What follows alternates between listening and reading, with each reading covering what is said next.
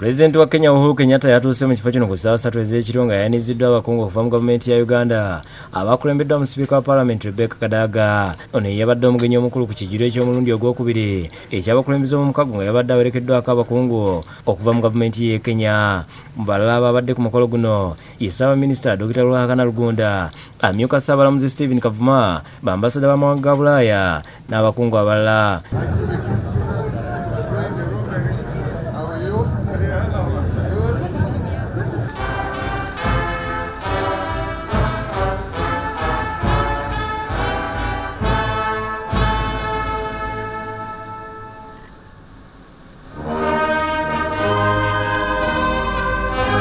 Kenyatta mu kwogerako eri abagenyi yatadde akakawulo akakiiko k'ensi yonna ak'ebyokwerinda aka UN Security Council okukiteeka ku bajaasi ba Kenya nti baasubya ku bakazi nga bakuuma emirembe mu ggwanga lya South Sudan. How long has the UNMISS mission been in South Sudan? How many South Sudanese have died in Bentiu, in Wa? How many South Sudanese women have been raped? What has UNMISS been doing that whole period? Isn't there a problem? But now, because of one incident, somebody must take the blame. I think, and this is what I said, Kenya is a partner. And Kenya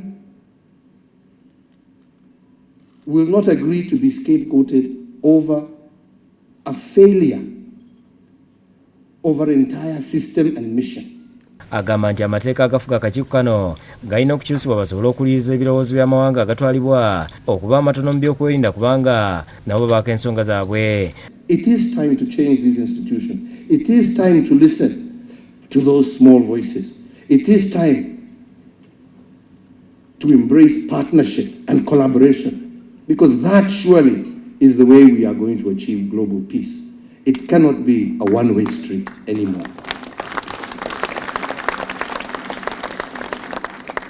I think the second point we as Africans also need to look at is this issue of globalization. Ategeeza nti yadde nga guli gutyo baakugenda mu maaso n'enkolagana gye balina n'eggwanga lya South Sudan. Oluvannyuma abagenyi bagabuddwa ekijjulo wakati mu kusanyusibwa abayimbi n'abazinyi. Julius Kafuluma yakusakidde gwe mu kulwa Bukedde TV.